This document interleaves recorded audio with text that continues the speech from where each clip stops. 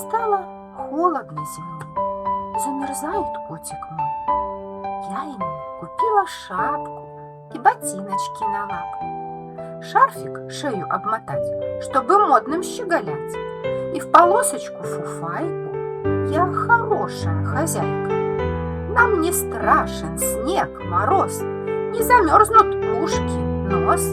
Надо лучше утеплиться, чтобы нам не простудиться. Пусть завидуют коты и стоят, разинув рты. Ну а мы пойдем кататься и на санках с горки мчаться.